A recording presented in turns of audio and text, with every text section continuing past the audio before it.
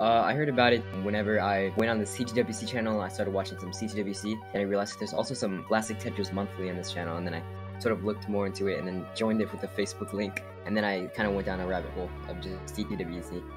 Joseph was one that actually inspired me to start playing. The Joseph and Jonas match was pretty much my first exposure to NES Tetris, and then, yeah, I guess I just got inspired by those two people playing and then wanted to start playing myself. I am DogPlayingTetris, and I am the two-time winner of CTWC 2020 and 2021. DogPlayingTetris was one of many young players that joined the NES Tetris community when 16-year-old Joseph Saley won the Classic Tetris World Championship in 2018. Since then, the community has grown to have more than 1,000 active players, with only a select few being able to make it to the top. The community started as far back as 2010, when at least 8 people who grew up with NES Tetris in the 80s were brought together to see who's the best Tetris player in the world, as shown in the documentary Ecstasy of Order. In the end, the late Jonas Neubauer would win, and would go on to win it 6 more times, only losing once to Harry Hong in between. By 2016, the Classic Tetris World Championship was already a yearly event, and had begun to explode on the internet with the advent of memes and compilation videos. One notable video was the Boom Tetris for Jeff meme posted by PC31754 on YouTube in 2017. Boom, Tetris for Jeff. Boom, Tetris for Jeff. Boom, Tetris for Jeff. Boom, Tetris for Jeff. Boom, Tetris for Jeff. Neck and neck. Because of the memes, especially Boom Tetris for Jeff, many young players began taking notice, including Joseph Saley, who would join the community that same year. After Saley's CTWC win against Jonas Neubauer, a surge of young players began entering the community and pushing the Classic Tetris scene to new heights. For instance, from 2010 to 2018, about 39 people have got a max out, the highest score you can get in an unmodified version of the game. But in 2021, over 198 people have got a max out. Max outs for these players became so frequent that they began using Game Genies in order to know their actual score, going from an optional requirement to a necessity, as is the case with DogPlayingTetris. At the moment, I currently have a 1.5, which only like 6 people have at the moment, and also, of course, winning CTWC 2020 and 2021. I mainly play NES Tetris, and I've been playing it for around 4 years, something like that. I just practiced more and more and sort of just got to this point. Now it's like a whole big thing. Another one of these new players is Alex T, a player who started at the age of only 11. So I first started playing NES Tetris after seeing the match against Corian and Joseph in CTWC 2019, and I also saw Joseph level 33. Was that like the first time you ever played Tetris completely? I would say yeah. I don't remember. The craziest things that I would consider for myself to have would be 230 lines on level 29, and I have the school world record for tapping, and I have level 44 on an 18 start. Both of these players became pretty well known over time within the community, not just because of their age, but their intense skill at playing an old video game from the late 80s. It's no wonder many people became interested as the younger crowd came surging in. What was it like entering the community for the first time and meeting all the people that influenced you to take it on? It felt just kind of normal, obviously, because I didn't really interact too much, or at least whenever I was starting, I didn't really interact too much with the community, but I kind of just read all the messages and I saw that, like, wow, there's actually like a whole community for this. When I first entered the community, I was surprised to see there was a lot more high-skilled players that I didn't ever know. It just feels cool to see the Tetris community as a whole.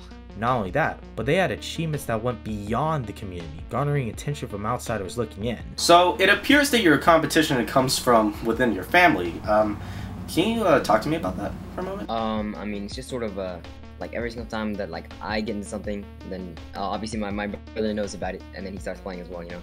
And then you also went up against him in CTWC 2020. What was it like to go up against him? Definitely for my first year, it was pretty crazy because I really was not expecting that result, but it was definitely a good result, and that's definitely what I wanted. The brother versus brother match, that was the best outcome that could happen. It was pretty like surreal, I guess you could say. Like, it was kind of a dream. Just whenever I watched Joseph and Jonas, you know, I never expected to like actually get that far to the finals where Joseph and Jonas were, you know. DogPlayingTetris would go on to win CTWC 2020, further solidifying him as a Tetris legend, and would eventually return the following year, which he too would win.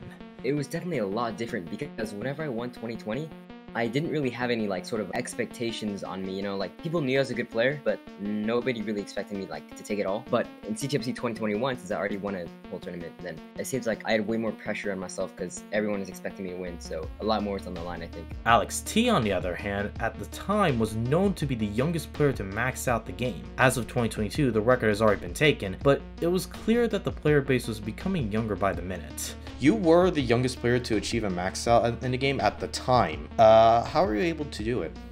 So during the journey to a max out, I watched the elite Tetris players stacking, like Joseph, Corian, and Jonas, and I progressed it. Currently, Alex T is known to have the most records using hypertapping, a type of playstyle where the player rapidly presses the directional pad to move Tetris pieces at fast speeds, compared to DAS, or delayed auto shift. Well, nowadays you're known to have I believe you're known to have the most records with tap. How do you stay this consistent? So I just played a game, and yeah, I just played a game. So Yeah. it's like you kind of just got lucky in a way. Yeah, I think I just get lucky. I see. Considering the fact that the game of Tetris requires so much luck, especially with the way pieces are generated in comparison to modern variants, you have to wonder how you are able to maintain such scores. What does it take to be a master at this game? Well, the steps that I went through, honestly, I didn't really go through any steps. Well, all I really did was just I played and then I watched a lot of Tetris. That's pretty much it. Like I didn't go any through like routines, stacking routines, anything like that. All I did was just practice and watch Tetris. Oh, you want to be a master? You gotta have consistency. Consistency plays a huge factor to your scoring. If you are consistent, you can be dominant. You need to have the patience and learning to be on a master level. It's clear that when it comes to quote-unquote mastery, there really isn't a solid answer. Nevertheless, they're both right in terms of what is required. Consistency is one example, but watching others play and learning from them is another. In a way, they kinda have different ideologies on how to approach professional Tetris play. Considering that they are in this position where they are well known, I had to ask. How do you feel being in this high position in the community? Does it take a toll on you? That's definitely one thing that's just gonna happen. It is what it is. Every single time that you're just like a really good player or something, you're just gonna have pressure. Just everyone expecting you to win, putting like bets on you and stuff like that. Well, I feel people expect me to achieve high scores, but that doesn't really mind for competition or play, so I just play how I would like. It's definitely something that I have never really like experienced before, because I've never really been like the best at something ever, obviously, until this point. I don't think it takes a toll on me. Like it's honestly just kind of a good feeling being regarded in like that sort of way, you know what I'm saying? At the moment, both players seem to be thriving. Both Dog and Alex had multiple high scores and had won numerous side tournaments awaiting the main one. With how long they've been playing this game for, I wondered. What motivates you to keep going? Nothing really, I just played a game and hope for a good session.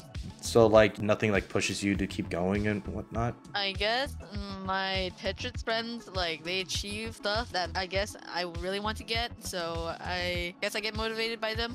So there's just a few things. So one is that I just enjoy playing Tetris in general. It doesn't feel like training or like I have to do it.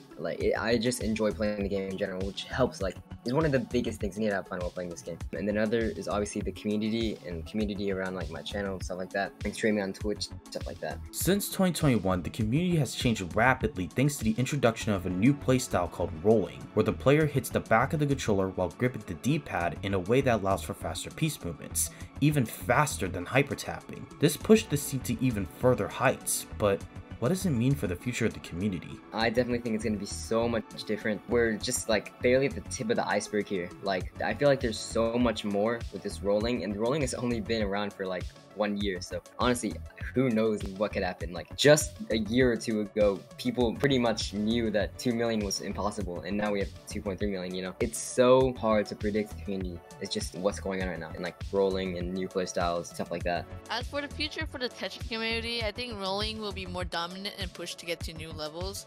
Rolling, I would say, have not been mastered by anybody yet, so there's still room for improvement. And do you have any advice for new players? I would say stay persistent. Definitely practice and watch a lot of Tetris. That's pretty much what I did. My advice to incoming new Tetris players is to have a good mindset and first practice on lower levels. It can be boring at first, but you can see improvement as time passes by. These two players are going strong, but this is only a fraction of what the entire community has to offer. There is so much more, with techniques being mastered and new records being set. As the community continues to grow, new players are getting better and better at the game than their older predecessors. The only question is, how far will they go?